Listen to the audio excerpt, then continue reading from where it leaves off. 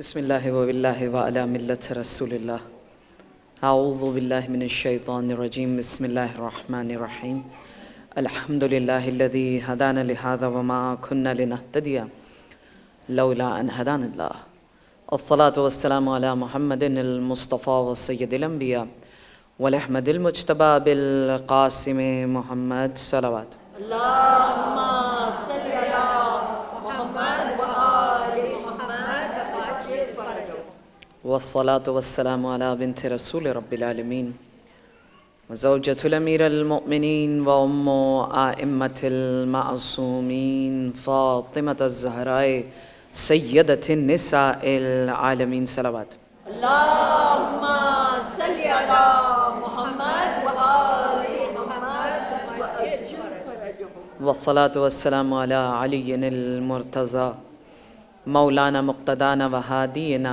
الامام النجم الثاقب علی ابن ابی طالب صلوات اللہم صلی علی محمد وآل محمد وعجل فرجہ وعلى أوصيائه لا سيما بقية الله في الأرضين روحي والأرواح العالمين لتراب مقدمه الفداء ولعنة الله على أعدائهم أجمعين من الآن إلى قيام يوم الدين رب اشرح لي صدري ويسر لي أمري واحلل عقدة من لساني يفقهوا قولي أما بعد قال رسول اللہ صلی اللہ علیہ وآلہ وسلم افضل الاعمال من الامت انتظار الفرج رسول اکرم صلی اللہ علیہ وآلہ وسلم ارشاد فرماتے ہیں کہ میری امت کے لیے بہترین عمل انتظار فرج ہے۔ مل کے ایک اچھی سی صلوات سنائیے۔ اللہم صلی علی محمد وآل محمد وعجل فرجہ مومنات، ہم پہلے دن سے یہ کہتے ہوئے آ رہے ہیں کہ ہمارا جو تصور ابلیس اور شیطان کے متعلق ہے وہ تھوڑا سا آپ نے سنا ہوا ہوگا، اردو میں کہتے ہیں الف لیلوی کہانیاں، فیری ٹیلز۔ ہمارا تصور ایسا ہی ہے، ہم سمجھتے ہیں قصہ پارینہ۔ اگر میری اردو بہت زیادہ گاڑی ہو جائے کرے تو خود ہی روک دیا کریں، تھوڑی چیزیں ٹرانسلیٹ بھی ہو سکتی ہیں۔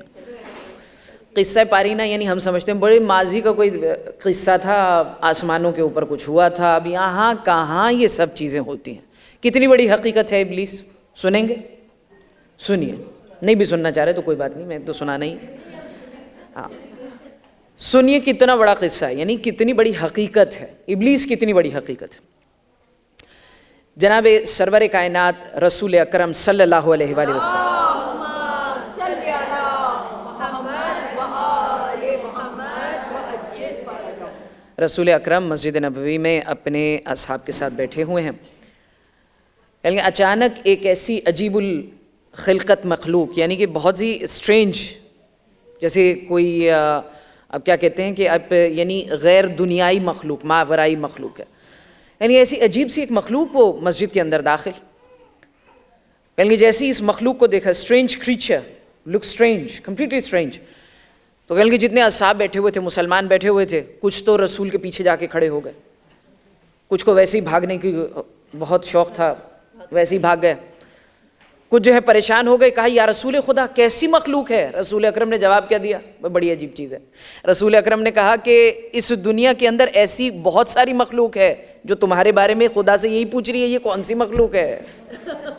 ہم سمجھ رہے ہیں ہم ایلینز کو دیکھ کر پریشان ہوں گے، شاید وہ بھی ہمیں دیکھ کر بہت پریشان ہوں گے۔ کہیں گے کتنی مخلوق ہے جو تمہارے بارے میں خدا سے یہی پوچھ رہی ہے، کس کو بنا دیا؟ کہیں گے سنتے تو ہیں، کون ہے؟ رسول خدا نے ایک مرتبہ اسے آنے دیا، جب وہ آ گیا قریب تو ایک مرتبہ رسول اکرم نے، حجت خدا ہے نا، وہ تو پریشان نہیں ہے، رسول خدا نے پوچھا، کہا ہاں بھئی اپنا تعارف کروا اور بتا کیوں آیا ہے؟ اس نے اپنا دا اسٹرینج کریچر، اس نے اپنا تعارف کروایا، اس نے کہا یا رسول خدا میرا نام حام ابن ہیم ابن لامس ابن ابلیس ہے۔ اب 2 دن سے ہم کہتے آ رہے ہیں نا کہ امیر المومنین نے کہا تھا کہ کچھ ہیں کہ جن کے سینوں میں ابلیس کیا کرتا ہے؟ اپنی اولاد پیدا کرتا ہے، جن کی وجہ سے اس کی جنریشن چل رہی ہے، یہ دیکھیے جنریشن چل رہی ہے، اس کی بھی اولاد ہے۔ حام ابن ہیم ابن لامس ابن ابلیس، یہ واقعہ جو ہے وہ علامہ مجلسی نے رقم کیا تھا، اور اس کے اوپر بہت سارے علماء کی سند بھی ہے کہ دس از ٹرو، بلکہ مستند تاریخ ہے۔ یعنی رسول خدا نے ایک مرتبہ پوچھا، کہا ہاں ٹھیک ہے اب بتاؤ کیوں آئے ہو؟ کہا یا رسول خدا ہم نے سنا ہے ہر ایک کے سوال کا جواب دے رہے ہیں تو ہمارے بھی سوال کا جواب دیجیے۔ رسول خدا نے کہا تیرا کیا سوال ہو سکتا ہے، جس کی اولاد سے ہے اس سے جا کر بہت ساری چیزیں پوچھ سکتا ہے۔ کہا یا رسول خدا اس کے پاس بھی جواب نہیں ہے، اس لیے آپ سے پوچھنے آیا ہوں۔ کہا ہاں پوچھو۔ کہا یا رسول خدا جب آدم پہلی مرتبہ زمین پہ آئے نا تو جتنے جنات اور جتنے بھی یہاں پر شیاطین زمین کے اوپر بس رہے تھے تو آدم کی دشمنی ہمارے دل میں تھی، we were already enemies of حضرت آدم جب وہ آئے ہیں۔ کہ جیسے آدم زمین پہ پہلی مرتبہ آئے نا تو ہم نے مل کے جتنے بھی شیاطین کی جماعت تھی ہم نے مل کے آدم کے اوپر حملہ کرنا چاہا۔ اسٹرینج تھنگ، کہ ہم نے حملہ کرنا چاہا، درمیان میں ایک جوان آ گیا بڑا حسین، اس نے کہا جب تک میں ہوں تم اس کو گزند نہیں پہنچا سکتے، تم اس کو نقصان نہیں پہنچا سکتے، اس کو کچھ بھی نہیں ہو سکتا ہے۔ اور اس نے ہم سب کو مار کے بھگا دیا۔ یہ میرے الفاظ نہیں ہیں، آپ سمجھے کہ میں بہت جذباتی ہو گئی ہوں، تاریخ کے الفاظ ہیں کہ اس نے ہمیں مار کے بھگا دیا۔ ہماری میٹنگ ہوئی، اب یہ الفاظ میں آپ کو آسان کر کے آپ کے سامنے پیش کر رہے ہیں، یقیناً میٹنگ کے لیے کوئی اور ہی لفظ استعمال کیا ہوگا۔ کہ ہماری جتنے شیاطین تھے ان کی میٹنگ ہوئی اور ہم نے کہا یہ کون آدمی تھا جو آدم سے بھی زیادہ طاقتور تھا، یعنی وہ بیچ میں آئے آدم کو ڈیفینڈ کرنے کے لیے، کون تھا؟ کہ ہم سب نے ڈیسیجن کیا لیا، ہم نے کہا ہو نہ ہو آدم کے بعد آنے والا پروفٹ ہے، آدم کے بعد آنے والا نبی ہے جس کے اندر اتنی طاقت ہے، ہم سب کو مار بھگایا، کہ اس لیے اس کا انتظار کرتے ہیں۔ کہنے لگے کہ پھر ہم نے دیکھا کہ آدم کے بعد حابیل کا تو قتل ہو گیا، حضرت شیس علیہ السلام وہ دوبارہ نبی بنے۔ کہ ہم سب مل کر ہم نے کہا اچھا یہ جوان تو اگلا نبی تھا نہیں، ان کے اوپر حملہ ہو سکتا ہے۔ کہ حضرت شیس پر ہم نے دوبارہ سے حملہ کیا، دوبارہ سے وہی ہے جوان درمیان میں آ گیا، اس نے کہا جب تک میں ہوں تم اس کو نقصان نہیں پہنچا سکتے۔ کہیں گے پھر ہم لوگوں کو مار کے بھگا دیا، پھر ہماری میٹنگ ہوئی، ہم نے کہا یہ کہاں سے آیا، ہم تو سمجھے تھے اگلا پروفٹ یہی ہوگا، اگلا نبی تو تھا نہیں۔ کہا ہو نہ ہو اگلا نبی یہی ہوگا۔ کہیں گے یا رسول خدا، حام ابن ہیم ابن لامس ابن ابلیس کیا کہہ رہا ہے، کہیں گے یا رسول خدا ایک ایک کر کے انبیاء آتے رہے، سب کے سب آتے رہے، نوح آئے، اس کے بعد ابراہیم آئے، ابراہیم سے ادھر اسماعیل بھی آئے، ادھر سے ابراہیم کی اسحاق والی نسل بھی چلی ہے، یعقوب آئے، یوسف آئے، موسیٰ آئے، عیسیٰ آئے، سب آئے۔ اور یا رسول خدا کوئی مانے نہ مانے ہم مانتے ہیں آپ ختم الرسول ہیں، ختمی مرتبت ہے، آپ کے بعد رسالت اور نبوت کا دروازہ بند ہے۔ ہر نبی کے آنے پر وہی جوان آتا تھا، ہمیں مار کے بھگا دیتا تھا کہ میں اس نبی کے اوپر تمہیں حملہ آور نہیں ہونے دوں گا۔ آپ کے اوپر نبوت کا دروازہ ختم ہو گیا، لیکن ہمیں پتہ ہی نہیں چلا وہ جوان کون ہے۔ مسجد نبوی میں اتنی خاموشی ہوگی جتنی یہاں پر۔ کل جب اس نے پوچھا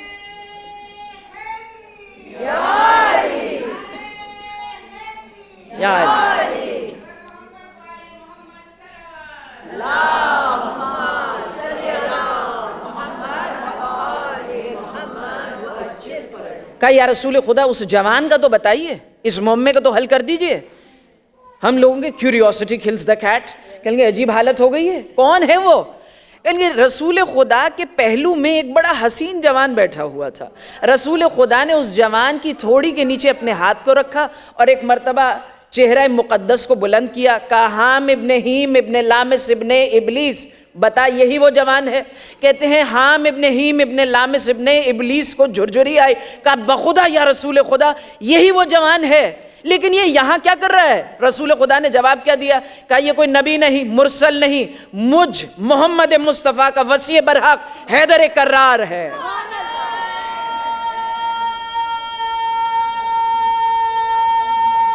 یہ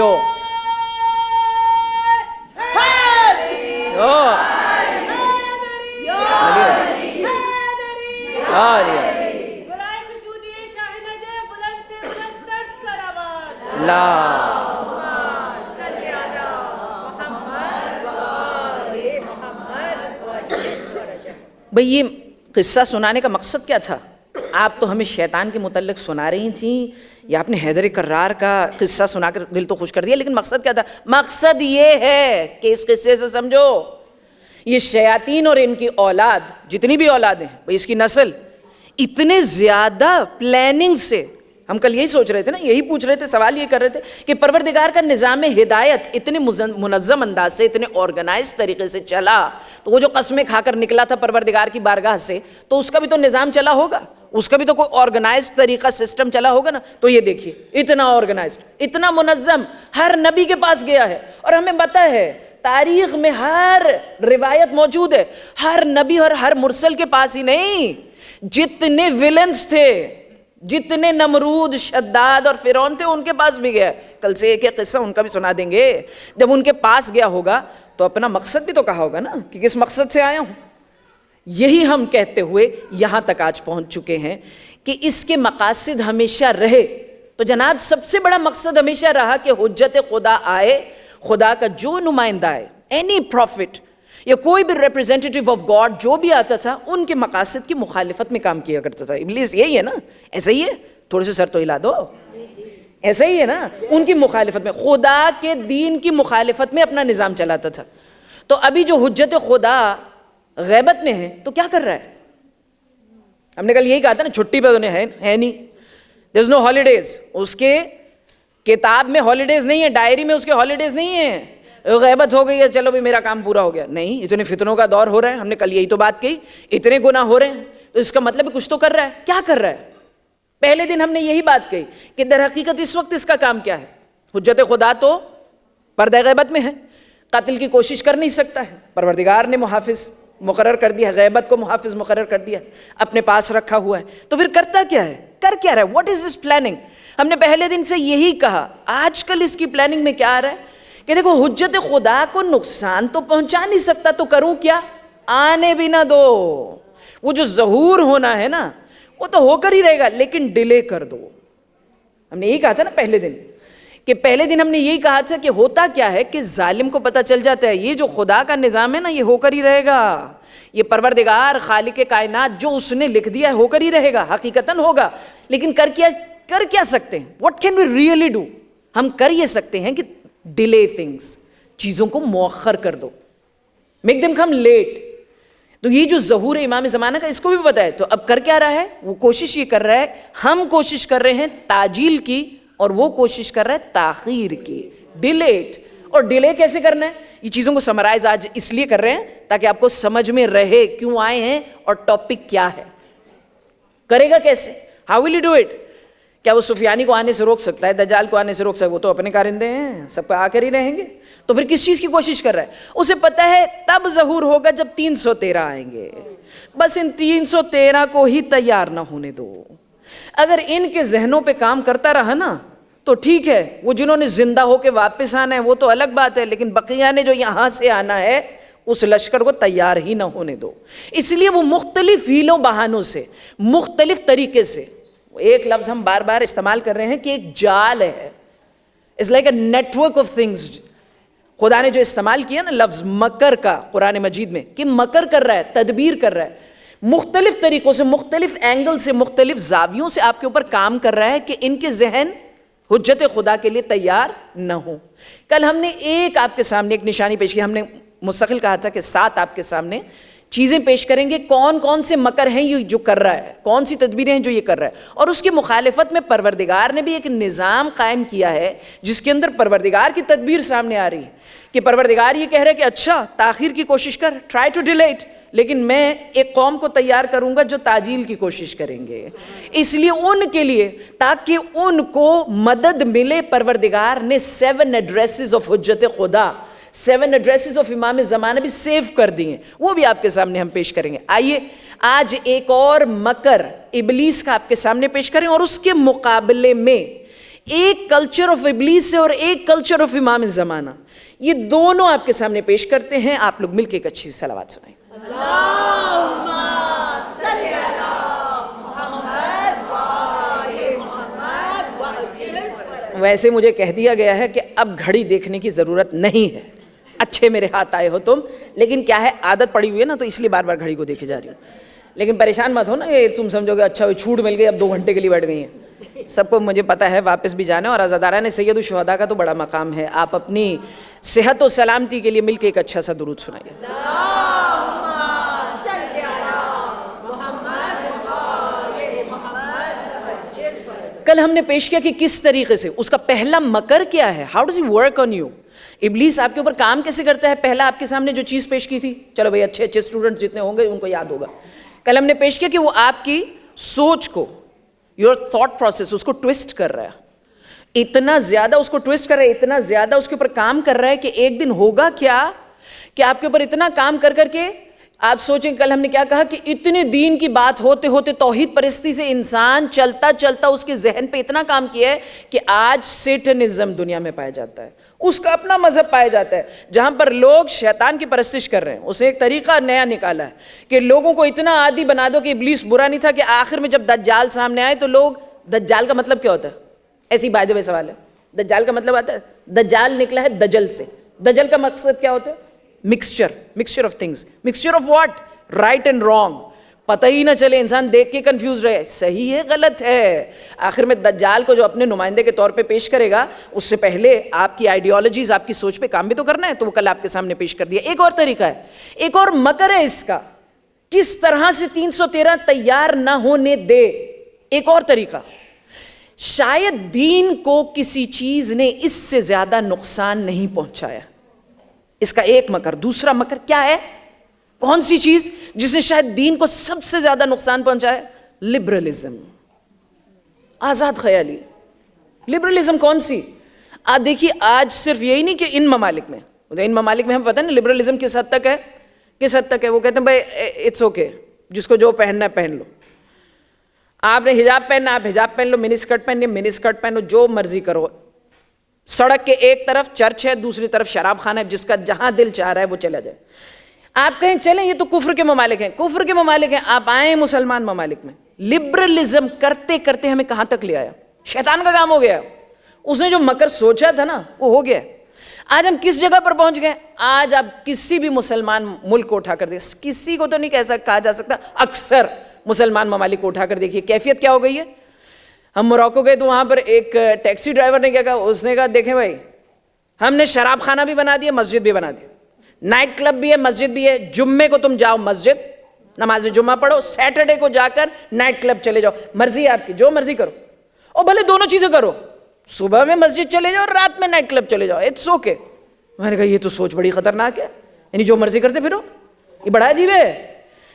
ترکی میں اس وقت لوگ کیا کہہ رہے ہیں, کہیں گے ترکی میں رمضان میں بھی شراب پر پابندی نہیں ہوتی. مسلمان لوگ ہیں کہتے ہیں ترکی میں حالت کیا ہے, رمضان میں بھی شراب چل رہی ہوتی ہے. کسی مسلمان سے وہاں پر کہہ دو, کہیں گے بھائی رمضان کا تو خیال کر لے, رمضان میں تو شراب نہ پی, تو کیا کہتے ہیں میرا اور خدا کا معاملہ ہے. بیچ میں بات آئی ہے, وہ جو اقبال نے کیا کہا تھا, زاہد شراب پینے دے مسجد میں بیٹھ کر, یا پھر وہ جگہ بتا جہاں خدا نہ ہو. یعنی بڑا عجیب ہے, سوچ بڑی بہت خطرناک ہے. دبئی کے لیے کیا کہا جاتا ہے, دبئی کے لیے کہا جاتا ہے آپ جائیے فیشن شوز وہاں پر ایسے ایسے زبردست ہوں گے. اب یہ نہ ہو کہ سب ٹکٹ کرا کے وہاں پر پہنچ جائیں.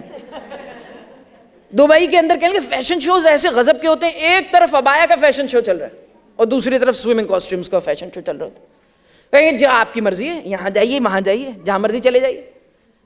بحرین, کوئی سوچ سکتا ہے جہاں پر کتنی تعداد, لاکھوں کی تعداد میں شیعہ ہیں, لیکن کیونکہ حکومت شیعوں کے ہاتھ میں نہیں ہے تو وہاں پر کیفیت کیا ہو گئی ہے. میرے خیال میں شاید 2019 تھا یا 2020 تھا, بحرین میں آندھی آئی, بڑی سخت قسم کی آندھی, سٹارم آیا. تو وہاں پر ایک کسی نے لکھا, وہیں کا ایک بندہ تھا, بحرینی تھا, اس نے کہا بحرین کے اندر اتنا گناہ ہو گیا ہے, شاید خدا کی طرف سے عذاب آیا تھا. ایک غیر مسلم بلاگر نے واپس اس کا جواب کیا لکھا, کہیں گے بحرین میں اتنا گناہ ہے, سونامی آتی تو پاک ہوتا, اس سٹارم سے کیا ہونا تھا, آندھی. یعنی اب غیر مسلم بھی کہہ رہے ہیں اتنے گناہ ہیں کہ انہی کا نام سن سٹیز رکھ دینا چاہیے. یہ غیر مسلم آبادیاں ہیں, یہ کوئی کفر کی بستی ہے, مسلمان ممالک ہیں, لیکن لبرلزم انسان کو یہیں تک لے کر آئے. اب آپ کہیں گے ہونے دیجئے لوگوں کو خوش, آپ کا کیا جا رہا ہے, آپ کو کیا ہو رہا ہے, لوگ جو مرضی, it's their choice, it's a free world, جو مرضی کرتے پھریں. در حقیقت ہو کیا رہا ہے پیچھے, اگر چیزوں کے پیچھے جاؤ نا تو در حقیقت کیا ہو رہا ہے. کل جیسے ہم نے بات کہی کہ تاکہ آپ کے بچے بھی عادی ہو جائیں نا, چھوٹی چھوٹی چیزوں کے اوپر غور کیا کرو, توجہ دینا شروع کرو, سوچو اس کے بارے میں, think about things deeply. در حقیقت لبرلزم کے چکر میں کر کیا رہے ہیں, اس کے پیچھے فلسفہ کیا ہے, you get used to sins, آپ عادی ہو جائیں, گناہ کے عادی ہو جائیں.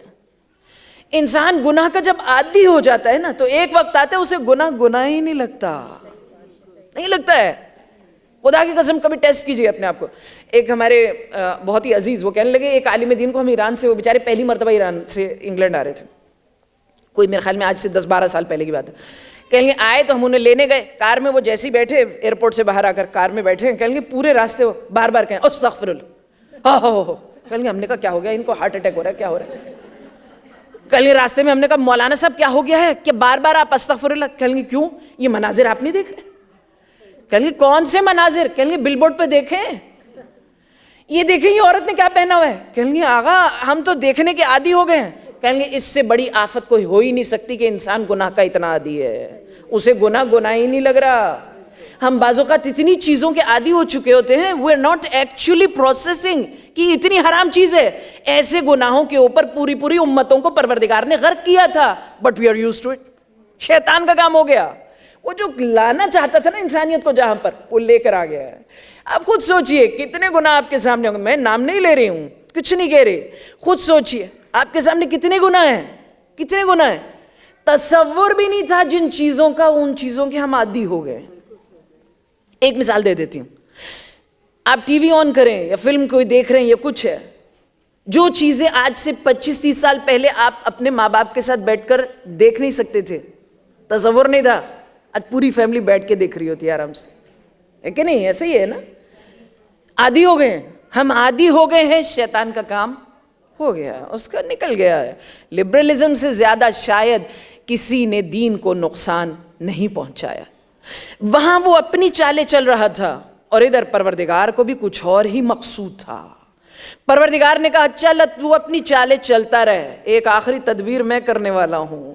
تجھے کیا پتا تھا, تو صدیوں سے ہزاروں سال سے انسان کے اوپر کام کر رہا تھا, تجھے کیا پتا تھا پچھلے 30-40 سالوں میں انسان کو میں ایسا پلٹاؤں گا کہ ہر طرف بار بار لوگ ایک ہی جملہ کہہ رہے ہیں, وَعَجِّلْ فَرَجَهُمْ, بھلا آ جائیے. اتنا کبھی نہیں ہوا تھا زندگی میں جتنا اب ہو رہا ہے. پروردگار نے بھی اپنی ایک چال چلی, تدبیر چلی. جہاں پر کفر نے اپنے اپنے مقامات, اپنی چالیں چلی ہیں, اس کے مقابلے ہم نے کہا تھا 7 ایسے مقام آپ کے سامنے ہم پیش کریں گے جو حجت خدا سے منسوب ہیں. کل آپ کے سامنے ہم نے پیش کر دیا کہ ایک ایڈریس آف حجت خدا, دا فرسٹ ایڈریس آپ کے سامنے پیش کیا تھا, کس کو یاد ہے؟ سامرا. یہ انعام آپ کا ہوا, سب سے پہلے آپ ہی نے کہا تھا سامرا, کیونکہ آبائی گھر سے انسان ہمیشہ ڈیووٹڈ رہتا ہے. کیوں؟ اور خاص طور پہ جہاں پر ماں باپ کی قبریں بھی ہوں, جنہوں نے ہمیں کہا ہے کہ ماں باپ کی قبروں کو ویران نہ چھوڑنا, وہ خود اپنے ماں باپ کی قبروں پہ نہیں جاتے ہوں گے, یقیناً جاتے ہوں گے. مثال بھی ہم نے آپ کے سامنے کل پیش کر دی تھی. دیکھیے 2 قسم کے گھر ہوتے ہیں جن کو انسان ہمیشہ عزیز سمجھتا ہے. ایک گھر ہوتا ہے جسے ماں باپ نے بنایا ہوتا ہے, اسے انسان کبھی بھولتا نہیں ہے. اور ایک گھر ہوتا ہے جسے وہ خود بناتا ہے, جس کے پیچھے اس کی اپنی تدبیر ہوتی ہے, جس کو پلاننگ کر کے خود بناتا ہے. کل آپ کے سامنے ہم نے پیش کر دیا ایک وہ گھر جس سے امام زمانہ یعنی اتنا زیادہ لگاؤ ہے, جو ماں باپ کا گھر تھا. لیکن ایک گھر وہ ہے جس کو خود پلاننگ کر کے امام زمانہ نے بنوایا ہے. کون سا ہے؟ مسجد جمکران. کیسا خوبصورت ایڈریس آف امام زمانہ, جسے خود بنوایا. آج سے تقریباً 1000 سال پہلے کسی نے نہیں سوچا تھا کہ ایسا وقت آئے گا. مسجد جمکران کو جو اتنی شان و شوکت حاصل ہوئی ہے, خود امام زمانہ کی تدبیر اس میں شامل تھی. دا آرکیٹیکٹ آف دس مسجد از امام ہمسیلف. کہتے امام زمانہ نے آج سے 1000 سال پہلے تقریباً 370 ہجری ایک آدمی تھا, ایک مومن تھا, حسن بن مسلح جمکرانی. کیا نام تھا؟ حسن بن مسلح جمکرانی. فیمس ہو گئے تھے. ان کو کہتے ہیں کہ میں نے خواب میں یا پھر ایسا لگا شاید میں جاگ ہی رہا تھا, اسی میں کیفیت ایسی ہوئی, رات کے وقت میں نے دیکھا کچھ افراد میرے گھر کے اندر داخل ہوئے. اب سنیے یہ واقعہ بڑا خوبصورت ہے. آپ دیکھیے پورا کا پورا معجزہ ہی ہے. امام زمانہ بذات خود آپ دیکھیے حجت خدا ہے, تو یہ سب کچھ چیزیں ہو سکتی ہیں. اور کتنا قریب ہیں, اور وہ تم سے کیا چاہ رہے ہیں, what does he really want, اور وہ کتنی کوشش خود بھی کر رہے ہیں کہ تم ان کے نزدیک آ جاؤ. حسن بن مسلح جمکرانی کہتے ہیں میں نے دیکھا میرے گھر کے اندر کچھ افراد آئے ہیں کل, اور مجھے کہہ رہے ہیں اٹھ جلدی. حسن اٹھو, امام زمانہ نے بلایا ہے. کل میں ایک دم سے پریشان, کہا وقت کے امام نے مجھے بلایا ہے. کل میں جلدی سے اٹھا, کرتا پہننے لگا, اندھیرا تھا, مجھے نظر نہیں آیا کس کا کرتا. کل انہوں نے پہلا معجزہ کیا دکھایا, جن کو میں جانتا نہیں ہوں وہ میرے گھر سے واقف ہے, میرے گھر کی چیزوں سے واقف ہیں. کیا کہہ رہے ہیں؟ کہہ رہے ہیں حسن یہ تمہارا کرتا نہیں ہے, دوسرا پہنو. کہ میں نے دیکھا واقعی میرا کرتا نہیں تھا، بیٹے کا تھا، دوسرا کرتا لیا وہ میرا تھا، جلدی سے پہنا. کہ میں جانے لگا تو میں نے کہا کہ قفل کھولتا ہوں. انہوں نے پھر آواز دی، کہا قفل کو کھولنے کی ضرورت نہیں ہے، جنہیں بھیجا ہے سارے قفل ان کے نام سے کھولتے ہیں. کہ ایک مرتبہ میں نے دیکھا واقعی میرا دروازہ کھلا ہوا ہے، قفل گرا ہوا ہے. کہ ہم چلتے چلتے ایک میدان میں آئے. کہ میدان میں آئے تو میں نے دیکھا وقت کی حجت امام زمانہ وہاں بیٹھے ہیں.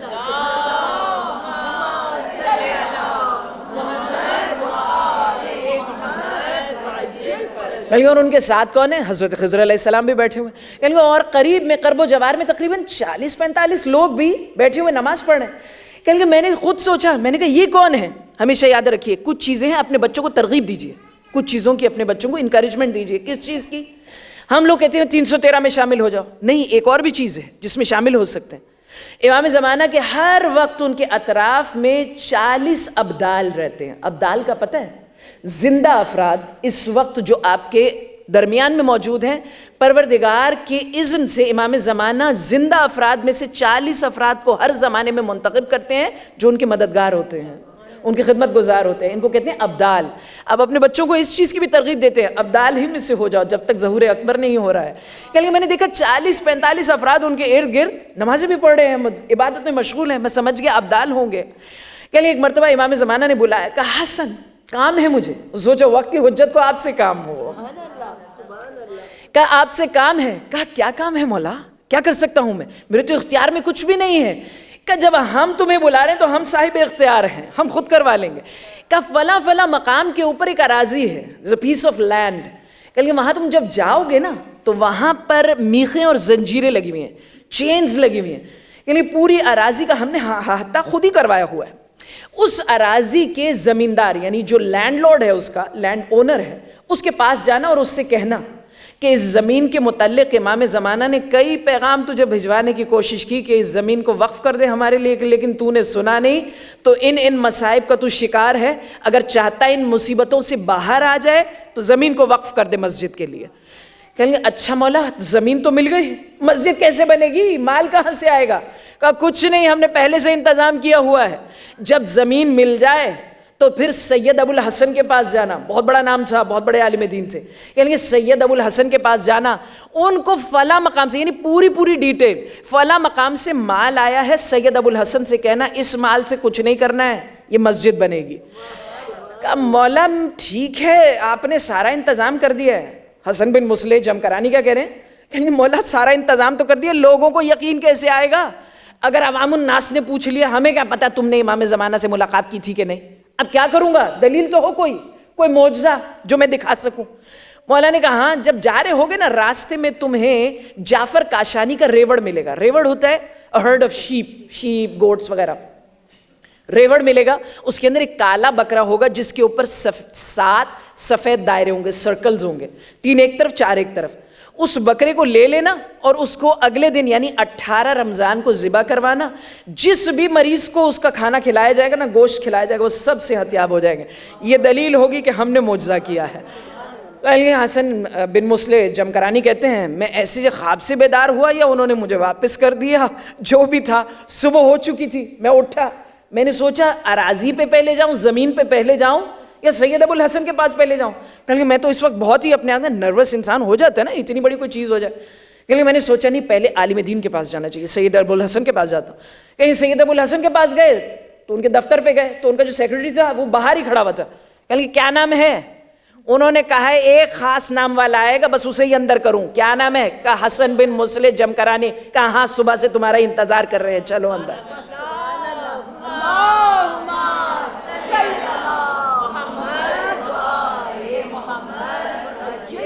حسن کہتے میں اندر گیا، میں نے سید ابو الحسن سے پوچھا کہ آپ کو کیسے پتا میں آنے والا ہوں؟ کہ جنہوں نے تمہیں بلایا تھا انہوں نے پیغام بھیجوایا تھا، خاص نمائندے کو صبح بھیج رہے ہیں، جو کہے کر لینا. کہ اب بتاؤ پیغام کیا ہے؟ کہ اسی طرح سے مولا نے کہا ہے کہ ایک زمین ہے، اس کے اوپر مسجد بنانی ہے امام زمانہ کے نام سے، اور جناب وہ جو مال جس سے وہ بنے گی فلاں مقام سے کوئی مال آیا ہے. کہاں مال پہلے ہی پہنچ گیا ہے، وہ پہلے ہی سارا انتظام کر دیتے ہیں، مسبب الاسباب کے خاص نمائندے ہیں.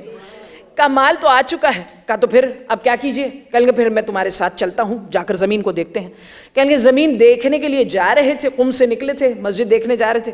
زمین دیکھنے جا رہے تھے. کہیں گے راستے میں انہوں نے دیکھا ایک بکریوں کا ریوڑ جا رہا ہے. کہیں گے دیکھا تو اب جو دیکھا حسن بن مسلح جمکرانی نے, تو اسی ریوڑ کے اندر وہی کالا بکرا, وہ سفید دائرے, اس کے اندر 7 سفید دائرے. جلدی سے رکے, ریوڑ کے مالک کے پاس گئے. کہیں کیا نام ہے تمہارا؟ نام جعفر کاشانی تو نہیں ہے کہیں؟ کہا ہاں میرا ہی نام ہے, لیکن آپ سے تو میں پہلے کبھی نہیں ملا. کہیں گے ملنے کی ضرورت بھی نہیں, یہ بکرا چاہیے, وہ جو کالا بکرا ہے جس کے اوپر 7 سفید دائرے ہیں. کہیں گے خدا کی قسم یہ بکرا تو میرے ریوڑ میں تھا ہی نہیں, خریدنا کس چیز کا, لے جائیے. کہیں گے ایک مرتبہ وہ بکرا لے کر اس اراضی پہ پہنچے, زمین پہ پہنچے, زمیندار کو بلایا. وہاں پر جا کر دیکھا تو واقعاً کیلیں اور زنجیریں وہاں پر لگی ہوئی تھیں, بہت بڑی اراضی. کہیں گے زمیندار کو بلایا, اسے بتایا کہ بھئی خواب میں اس طرح سے امام زمانہ نے کہا تھا, اور انہوں نے کہا تھا یہ مصیبتیں تم پر آئی ہوئی ہیں اس وقت. اس نے کہا یہ مصیبتیں آئی ہوئی ہیں اور کسی کو پتہ بھی نہیں ہے, آپ کو پتہ ہے, اس کا مطلب ہے امام زمانہ نے بتایا ہے. کہ اور جب امام خود کہہ رہے ہیں تو جائیے میں نے اراضی دے دی.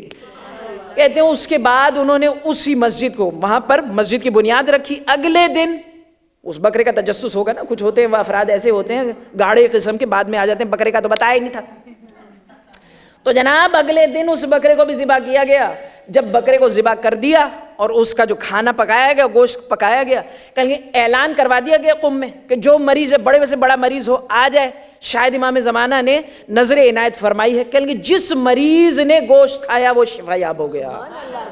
اب تو مسجد بننی ہی بننی تھی, مسجد بن گئی, اور آپ کے سامنے مسجد جمکران خود موجود ہے, جس کے آرکیٹیکٹ, جس کا پیچھے جو سوچ ہے, فکر ہے, وہ خود امام زمانہ کی ہے. خود امام زمانہ نے سوچا اگر کلچر آف سیٹن فروغ پا رہا ہے تو کلچر آف امام زمانہ بھی فروغ پانا چاہیے. ایک مسجد ہونی چاہیے جس کے پاس لوگ جا سکیں اور مجھ سے ملاقات کر سکیں. مسجد جمکران کے لیے بذات خود اتنے واقعات ہیں, کہتے ہیں ہزاروں کی تعداد میں عاشقوں کو اپنے معشوق سے ملا چکی ہے. ایک واقعہ پیش کر دوں ایسی, تو مل کے ایک اچھی صلوات بھی سن.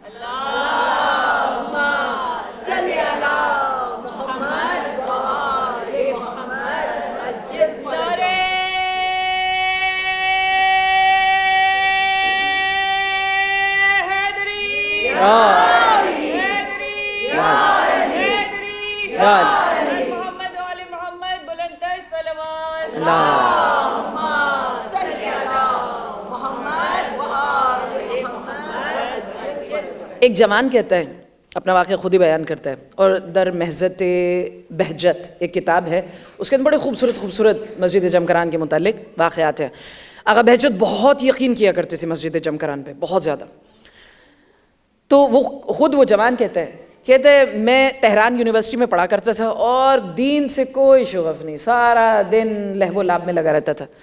کہ بس دوستی یاری, کوئی نماز روزہ کچھ نہیں. ایک شب جمعہ میں اعلان ہوا کہ تہران یونیورسٹی کے اگر اسٹوڈنٹس مسجد جمکران جانا چاہتے ہیں, بس باہر کھڑی ہے, آ جائیے. کل کے سارے دوست جا رہے تھے, میں نے کہا چلو چلتے ہیں. ایسے ہی ہنسی میلہ, اردو جنہیں آتی ہے انہیں ہنسی میلہ سمجھ میں آ جائے. کہیں گے چلو ایسے ہی دوستوں کے ساتھ چل دیتا ہوں پکنک. کہیں گے چلے گئے ہم مسجد جمکران. کہیں گے وہاں جا کر میں کوئی نہ نماز پڑھ رہا ہوں نہ کچھ کر رہا ہوں, دوست لگے ہوئے ہیں عبادت کر رہے ہیں, کوئی کچھ کر رہے ہیں. کہیں گے لو عجیب قسمت, وہاں اعلان ہو گیا تہران یونیورسٹی سے جو اسٹوڈنٹس آئے ہوئے ہیں آقا بہجت ان سے ملاقات کرنا چاہتے ہیں. کہیں گے میں نے کہا یہ کیا ہوا, گڑبڑ ہو گئی. کہیں گے چلو آقا بہجت کے حضور میں پہنچے. کہیں گے میں نے دیکھا ایک اسٹوڈنٹ کو آقا بہجت رک کر ہر ایک کو نظر کر کے ہر ایک سے گفتگو کر رہے ہیں. کہیں گے لیکن جب مجھ پر پہنچے نا تو میری طرف نظر بھی نہیں اٹھا کر دیکھا. کہیں گے بس آقا کی یہ جو ایک عمل تھا نا اس نے میرے دل پہ ایسا وار کیا. وہ کہتے ہیں نا اگر ہدایت دینی ہو نا پروردگار نے تو لمحے کی تاخیر ہوتی ہے. یعنی اس ایک چیز نے ایسا مجھے متغیر کیا, یعنی خود ہی میں وہیں کھڑا کھڑا اپنے آپ کو لان دینے لگا. کہ لعنت ہو تجھ پر, آقا بہجت نے نظر بھی نہیں اٹھائی, اتنا گناہگار ہے. اور جب آقا بہجت نے ہی نہیں دکھائی جن کے وہ نمائندے ہیں تو امام کی کیا نظر عنایت ہوگی تجھ پر. یعنی میں اتنا شرمندہ ہوا. مسجد جمکران سے ہم جب لوٹے, یعنی پورا ہفتہ میں نے اتنا توبہ کی, اتنی نماز, راتوں کو بھی میں سو نہیں پاتا تھا, بار بار کہتا تھا پروردگار معاف کر دے, ایک عالم دین نے مجھ پر نظر عنایت نہیں کی تو تیری نظر عنایت مجھ پر خاک ہوگی. یعنی اپنے آپ سے میں شرمندہ, میں پورا ہفتہ میں دعا کرتا رہا پروردگار معاف کر دے, ایک بار معاف کر دے. کہ ہفتے بھر بعد قسمت نے یاوری کی, دوبارہ اعلان ہوا تہران یونیورسٹی والوں نے اگر مسجد جمکران جانا ہے بس باہر کھڑی ہے. کہ اب کی بار میں سوچ کے گیا, میں بھی مسجد جم کران جاؤں گا. یعنی کہ دوستوں کی خاطر نہیں, مولا کی خاطر گیا. یعنی کہ گیا وہاں پر عبادت کی, پھر دوبارہ سے اعلان ہو گیا وہ جو تہران یونیورسٹی سے اسٹوڈنٹس آئے ہیں آقا بہجت ان سے ملاقات کرنا چاہتے ہیں. یعنی کہ اب کی بار گیا, میں سوچ رہا ہوں میں جانا نہیں چاہتا, بڑے بھاری بھاری قدموں سے گیا کہ آقا پھر دوبارہ مجھے نہیں دیکھیں گے, مجھ گناہگار کی کیا ضرورت ہے ان کے محضر میں کیوں جاؤں. کہیں گے اب کی بار گیا میں پہلے ہی آنکھوں کو شرمندگی سے جھکائے ہوئے کھڑا رہا. کہیں گے اچانک میرے ایک دوست نے پیٹ میں کوہنی ماری. کہیں گے آنکھوں کو بلند کر. کہیں گے کیوں؟ کہا دیکھ تو صحیح آقا بہجت صرف تجھے ہی دیکھ رہے ہیں. کہیں گے میں نے آنکھوں کو نگاہوں کو بلند کیا, دیکھا آقا بہجت مجھے ہی دیکھ رہے ہیں. ایک مرتبہ انگشت شہادت اٹھائی, کہا تم, اس لڑکے کو کہا تم پچھلے 1 ہفتے سے اپنے وقت کے امام کے دل کو خوش کر رہے ہو. اتنی نظر ہے ان کی ہم پر, اتنی تفصیل سے گناہگار پر جب وہ نظر عنایت فرما رہے ہیں تو آپ سوچئے عزادارہ سید الشہداء کا تعلق امام زمانہ سے کتنا ہے, کتنا ہونا چاہیے.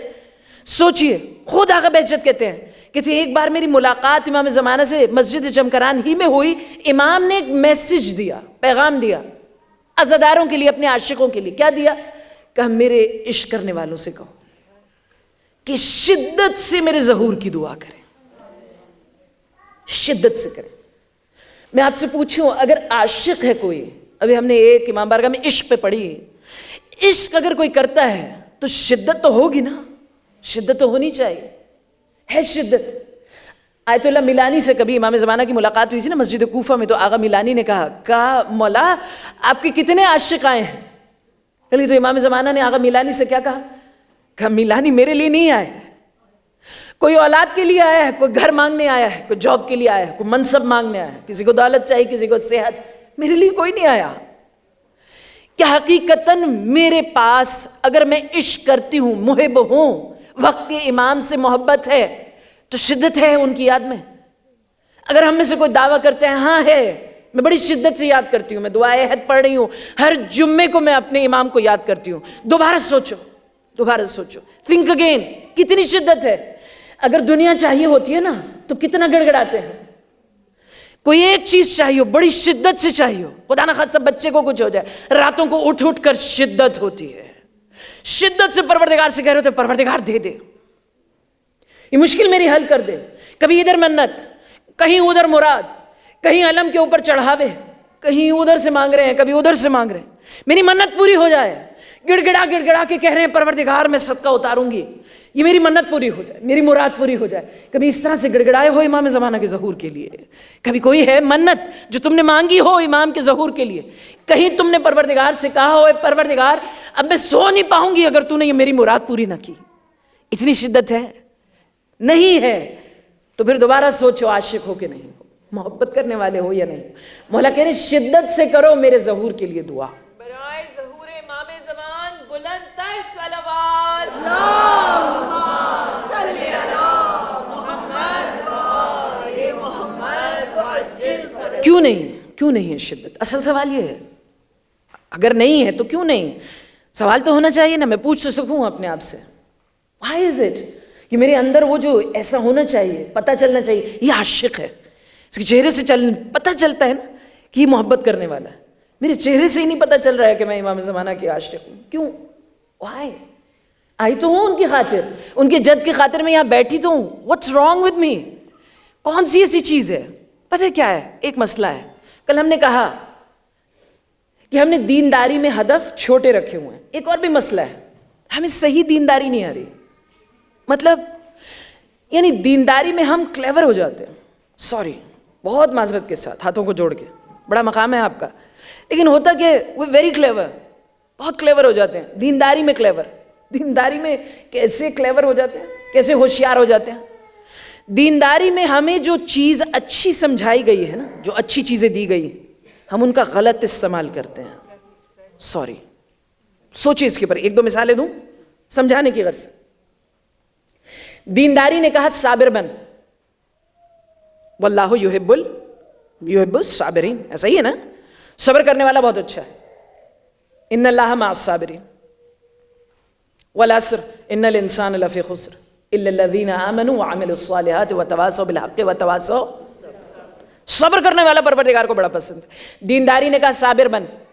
میں نے اچھی چیز کا غلط استعمال کیا. کیسے؟ چہرے پہ صبر دکھا رہے ہیں, وہ شدت ایسی آ گئی, ایسے چہروں کو بنا لیا, صبر کر رہے ہیں, دل کے اندر شکوہ ہے. یہ کیا ہوا؟ یہ صحیح دینداری نہیں ہے. You being clever. اصل میں صبر کیا ہوتا ہے؟ جو دل میں بھی ہو, چہرے پر بھی ہو. اسے کہتے ہیں اطمینان. وہ نہیں ہے, غلط استعمال ہے. صحیح چیز کا غلط استعمال. یہ ایک اور مثال دیتی ہوں. نظر و نیاز اچھی چیز ہے, بہت اچھی چیز ہے, بہترین, بہت اچھا عمل. نظر و نیاز گھر میں کریں گے, ہاں برکت ہو جائے گھر کے اندر, ویری گڈ, بہت اچھا ہے, سوچ اچھی ہے آپ کی. نظر و نیاز کی, اعزا اقربا کے علاوہ کس کو بلایا؟ وہ جن سے کام پڑے گا. اچھی چیز کا غلط استعمال بڑا غلط ہے. کن کو بلایا؟ یعنی ان کو بلا لو, ان کو بلا لو, ان سے کام پڑ سکتا ہے. یہ وہ فلاں منصب پہ, فلاں عہدہ ان کے پاس, ان کو بلا لو. صحیح چیز کا غلط استعمال. دین نے کہا اخلاق بہت اچھی چیز ہے, اخلاق از ریئلی گڈ. ہم چہروں پہ ملے, ہم نے کہا ہم بھی با اخلاق ہیں, بہت اچھے طریقے سے ملے. جیسے ہی پیٹھ مڑی, دوسری باتیں. اچھی چیز کا غلط استعمال غلط ہے. آپ کہیں گے تو یہ تو ہوشیاری ہوتی ہے نا, دنیاوی زبان میں اسے ہوشیاری کہتے ہیں. دنیاوی زبان میں ہوشیاری ہوتی ہوگی, دینی اصطلاح میں اسے منافقت کہتے ہیں. منافقت کہا جاتا ہے. میں خود سوچوں, اچھی چیزوں کا غلط استعمال ہو رہا ہے. خود سوچئے ہم کس کس لیول پر جا کر منافق ہو جاتے ہیں بعض اوقات, کس کس لیول پر. ایک عالم دین کہتے ہیں بعض اوقات ہماری تو نمازیں بھی منافقت ہو جاتی ہیں. خدا سے کہہ رہے ہیں ایاک نعبد و ایاک نستعین, وہ تجھی تیری عبادت کریں, تجھی سے مدد مانگتے ہیں, اور کبھی اس کے سامنے جھک گئے, کبھی اس کے سامنے جھک گئے, آپ میرا کام کروا دیجئے. یہ کیا ہے؟ یہ عبادت نہیں ہے, یہ توحید پرستی نہیں ہے, منافقت ہے. زینب و ام کلثوم کے پردوں پہ رونے والے, اپنے پردے ہمارے ٹھیک نہیں ہیں, کیا ہے یہ؟ علی اکبر کی اذان پہ رونے والے, ہمارے اپنے ہی بچوں کو نماز اور اذان کے طریقے اور سلیقے نہیں آتے ہیں. میں بچوں کو قصوروار نہیں کہوں گی, کس کی غلطی ہے؟ ماں باپ کی ہے. بچوں کو ہم خود منافقت سکھاتے ہیں. کیا کہتے ہیں؟ بچوں کو خود ہم معذرت کے ساتھ خود منافقت سکھاتے ہیں. وہاں تمیز سے رہنا, بچوں کو کیا کہیں گے؟ جہاں جا رہے ہیں تمیز سے رہنا, ورنہ لوگ کہیں گے اتنا بھی نہیں سکھایا تھا کیا, یہ تو غلط کیا آپ نے. اب یہ بچہ کیا کرے گا؟ بڑے ہو کر منافق بنے گا. لوگوں کے منہ پر تو تمیز سے رہے گا, پیچھے جا کر برائی کرے گا. منافقت سکھائی, صحیح الفاظ استعمال کریں, کہیں تمیز سے رہ, کیونکہ پروردگار کو بے ادب پسند نہیں. صحیح الفاظ استعمال کرو. بچے سے کہیں گے پڑھ لے ورنہ ناک کٹ جائے گی. اب وہ ناک نہ کٹوانے کے لیے پڑھے گا, لیکن علم کی اہمیت اس کی زندگی میں نہیں ہوگی. اس سے کہیں پڑھ, کیونکہ علم کے بغیر دل کی زمین بنجر ہوتی ہے. ہم نے خود دیکھا ہے, جو بچیاں پردہ نہیں کرتی ہیں, ٹھیک ہے ہر ایک کی اپنی جرنی ہے, بچیاں پردہ نہیں کر رہی, ماں امام بارگاہ میں لے کر زبردستی اس کے سر کے اوپر جو ہے پردہ ڈال رہی ہیں, اس کو لپیٹ رہی ہیں, کہ پہن لے ورنہ دنیا تھوکے گی. اس کو کیا کر رہے ہیں ہم؟ منافقت سکھا رہے ہیں بچی کو. بچی کو منافقت سکھا رہے ہیں. جب آپ سامنے نہیں ہوں گی, جو پہنا ہوا وہ بھی اتار دے گی. اس کو صحیح بات کہیں, کہنا ٹھیک ہے باہر نہیں پہن رہی, ابھی تمہیں سمجھ نہیں آ رہا ہے حجاب, لیکن یہاں پہن لو. کیوں؟ جن کی بارگاہ میں جا رہی ہو نا, تیرا کھلا ہوا سر ان سے برداشت نہیں ہوگا. صحیح صحیح باتیں کرو, تکلف کرنے کی ضرورت نہیں ہے. دو چہرے مت رکھیں, سمپل رکھیں. زندگی کل ہم بات کر رہے تھے, سمپل رکھیں. ٹرائی ٹو بی سمپل, بالکل زندگی کو سادہ کر دیں, الفاظ کو سادہ کر دیں. منافقت انسان کرتا کیوں ہے؟ Why is it that I have two faces? دو چہرے کیوں ہوتے ہیں؟ ایک جو وجہ ہمیں سمجھ میں آئی ہے نا, وہ یہ کہ انسان کو جب خدا پہ بھروسہ نہیں ہوتا نا, تو وہ منافق ہو جاتا ہے. کیونکہ اس کا بھروسہ دنیا پہ اتنا زیادہ ہو گیا ہوتا ہے کہ وہ خدا کے اوپر بھروسے کو بھول چکا ہوتا ہے. کیونکہ اسے دنیا سے مطلب ہے, اس لیے وہ خدا کے مطلب کو بھول چکا ہے. جب انسان کو کلی طور پہ خدا پہ بھروسہ نہیں ہوگا, منافقت کرے گا. اور دوسری ایک اور بھی وجہ ہمیں سمجھ میں آئی, بس بھائی آخری بات, ایک اور وجہ بھی ہمیں سمجھ میں آئی ہے. وہ کیا ہے کہ جب انسان فیصلہ نہیں کر پا رہا ہوتا نا کہ میں ادھر ہوں یا ادھر ہوں, we can't make our decision. Really, کیا میں واقعی اتنی دیندار ہو سکتی ہوں, ادھر یا ادھر؟ ایک بلیک ہوتا ہے, ایک وائٹ. ہم لوگ گرے ایریا میں چلتے ہیں. شریعت میں گرے ایریا نہیں ہے, گو کہ وہ غفور الرحیم ہے. And we are not God, let's not try to be the almighty. ہاں, وہ فیصلہ کرے گا کس کو معاف کر رہا ہے, نہ جانے کس کے کون سے عمل کے اوپر اس نے مغفرت کرنی ہے, وہ اس کے اوپر ہے. لیکن یہ جو گرے ایریا میں چل رہے ہو نا, اسے چھوڑ دو. اگر ادھر جانا ہے ادھر چلے جاؤ, ادھر جانا ہے ادھر آ جاؤ. لیکن کلی طور پہ بہت جلد وہ وقت آنے والا ہے جب مومنین کو فیصلہ کرنا ہے ادھر یا ادھر. جس کی بارگاہ میں آئے ہو نا, حسین کی بارگاہ میں آئے ہو, اس نے فقط 2 راستے رکھے, اس جیسا مجھ جیسا. بیچ کا گرے ایریا نہیں ہے, بیچ کی لائن نہیں ہے کہ جس کا دل چاہ رہا ہے کبھی کبھی حسین کے پاس آ جاؤ اور کبھی کبھی یزید کے پاس. نا, انہوں نے 2 ہی لائنیں رکھی ہوئی ہیں, بلیک اور وائٹ. فیصلہ کر لو. ہمت نہیں ہو رہی. مسئلہ کیا ہوتا ہے, دینداری بعض اوقات مشکل ہو جاتی ہے, دین مشکل ہو جاتا ہے نا. انسان سوچتا ہے اتنا میں کر سکتی ہوں کہ نہیں. ہمت چاہیے, ہمت چاہیے. جس کے دسترخوان پہ آئے ہو نا, جس کے دسترخوان پہ آئے ہو اس سے مانگو. دنیا بڑی مانگی ہے, کبھی شجاعت مانگو, کبھی ہمت مانگو. مولا تیری خاطر بس تیری ہو کے رہنا چاہتی ہوں, بنا دے مجھے اپنے جیسا, اپنے جیسوں کی لائن میں کر دے مجھے, اپنے جیسوں کی. ہمت مانگیے, دے دیں گے, عطا کر دیں گے. سخیوں کے در پر جب غریب آتے ہیں نا, وہ غریب رہنے نہیں دیتے, اور وہ بھی حسین کا در.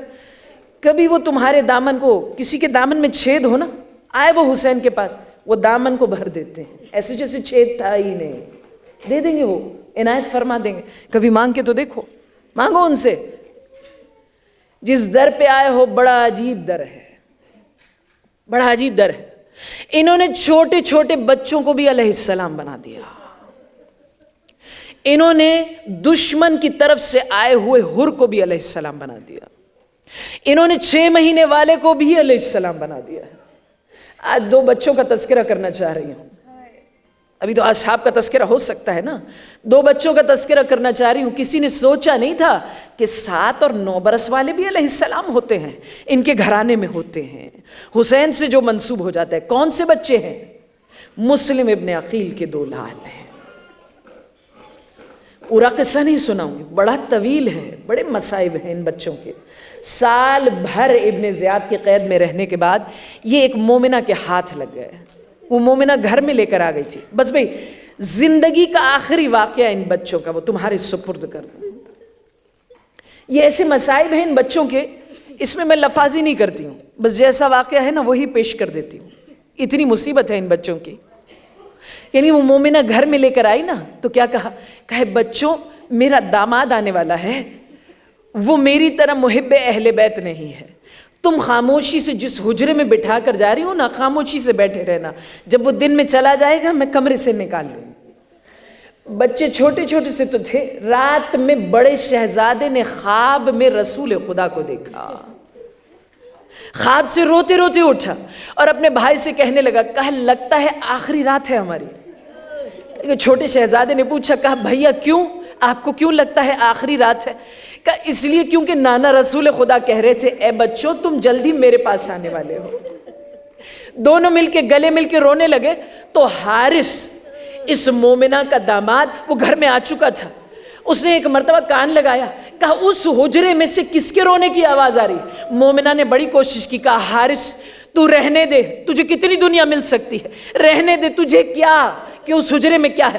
کہتے ایک مرتبہ مومنہ کو ایک طرف جھٹک کر آگے بڑھا, دروازہ کھولا, سامنے دونوں بچے. کہا پورا دن میں ڈھونڈتا رہا, یہ میرے ہی گھر میں تھے. کہ ایک مرتبہ دونوں بچوں کو اس نے ایک ستون سے باندھ دیا. اولاد پیغمبر کس کس طریقے سے رلائی گئی ہے. کہ دونوں بچوں کو ستون سے باندھ دیا. کہ صبح میں ابن زیاد کے دربار میں لے کر جاؤں گا. لیکن وہ مومنہ بیچاری بار بار آ کر ان بچوں کو آزاد کرنے کی کوشش کر رہی تھی. حارث نے کہا ایسا نہ ہو, صبح سے پہلے تو انہیں آزاد کر دے, میں ابھی لے جاتا ہوں, سروں کو لے کر ابن زیاد کی خدمت میں چلا جاؤں گا. بچوں کو اس نے لیا اور دجلہ کے کنارے آ گیا. اور دونوں بچوں سے کیا کہتا ہے, کہا جلدی کرو بچوں اپنے کرتے اتار دو. کہا کرتا اتارنے میں بڑی تاخیر ہو گئی. اس نے پلٹ کے پوچھا, کہ میں نے کہا کرتا اتار دو, تم کرتے کیوں نہیں اتارے. کہا آج سے پہلے ہمارے کرتے ہم نے خود نہیں اتارے, ہمیشہ اماں اتارتی ہے, ہم سے بند کھولے نہیں جا رہے. کہا ایسے ہی ٹھیک ہے. کہتے ہیں بڑے شہزادے نے ایک مرتبہ سفارش کرنے کی کوشش کی. کہا حارث ہمیں مار کے تجھے کیا ملے گا. اہل بیت کے گھرانے کے بچے تھے نا. کہنے لگے بڑے شہزادے نے پوچھا کہ حارث ہمیں مار کے کیا ملے گا؟ کہنے لگے حارث نے کیا کہا؟ کہ ابن زیاد سے انعام ملے گا. کہ انعام چاہیے ہمیں ہمارے ماموں حسین کے پاس لے چل، وہ تجھے بڑی دولت دیں گے، ہمیں پا کر خوش ہو جائیں گے. اس ملعون نے کہا نہ مجھے ابن زیاد سے انعام چاہیے. کہا اچھا پھر ہمیں 2 رکعت نماز ادا کرنے دے. رونے والوں کبھی نماز کو ترک نہ کرنا. اس گھرانے کے بچوں نے بھی مرنے سے پہلے، شہادت سے پہلے نمازیں ادا کی. کہ ہمیں 2 رکعت نماز ادا کرنے دے. کہتے ہیں دونوں شہزادوں نے نماز ادا کی ہے. حارث سے انتظار نہیں ہوا، جلدی سے اٹھا. اس نے کہا جلدی کھڑے ہو، بتاؤ کس کا سر قلم کروں پہلے، بڑے کا یا چھوٹے کا؟ چھوٹے نے کہا مجھ سے برداشت نہیں ہوگا، میرا سر قلم کر دے پہلے. بڑے نے کہا نہ، میرے لیے بچوں کی طرح ہے، مجھے مار دے. کہتے ہیں ایک مرتبہ حارث ملعون نے بڑے شہزادے کا سر قلم کیا. اب جو پیچھے پلٹا ہے، چھوٹے شہزادے کو کیا دیکھا؟ اپنے بھائی کے خون سے اپنے چہرے کو مل رہے. حارث نے پوچھا یہ کیا کر رہے ہو؟ کہا میں اسی طرح پیغمبر خدا کے حضور جاؤں گا، میں شکوہ کروں گا، تو نے ہم پہ رحم نہیں کھایا. کہتے دونوں شہزادوں کے سر قلم کر کے رومال میں باندھے، لاشوں کو دجلہ میں بہایا. لوگوں نے دیکھا 2 لاشیں آپس میں گلے ملتے ہوئے جا رہے. بس بھئی آخری روایت سنو. کہتے ایک مرتبہ ابن زیاد کے سامنے ان دونوں سروں کو لے کر حارث ملعون آیا ہے. کہتے ہیں ابن زیاد نے کہا کھول، رومال کھول، میں دیکھوں کیا لایا ہے. کہتے ہیں جیسے ہی رومال کو کھولا نا، مائیں بیٹھی ہو، چھوٹے چھوٹے بچے تمہارے گھروں میں ہوں گے. پروردگار تمہاری گودوں کو سلامت رکھے، تمہارے بچوں کو آباد رکھے. کہتے ہیں ابن زیاد جیسے ہی بچوں کو دیکھا، وہ ابن زیاد جسے حسین کے سر پہ رحم نہیں آیا، سکینہ پہ رحم نہیں آیا، علی اصغر کے سر کو دیکھ کر رحم نہیں آیا، ان دونوں شہزادوں کے سروں کو دیکھا نا، 3 مرتبہ کھڑا ہوا، 3 مرتبہ بیٹھا. کہیں گے ایک مرتبہ پوچھا کہ یہ کس کے شہزادے ہیں، کسے مارا ہے؟ حارث نے کہا یہ مسلم ابن عقیل کے بچے ہیں، مجھے ان کے سروں کے عوض میں مال چاہیے. کہیں گے مال تو میں بعد میں دوں گا، یہ بتا ان کے چہروں پر، ان کے رخسار پر نشان کس چیز کے، نیل کس چیز کے پڑے ہیں؟ کہیں گے میں صبح سے انہیں تلاش کر رہا تھا، جب مجھے رات میں ملے میں نے سارا غصہ اور رخساروں پہ اتار دیا.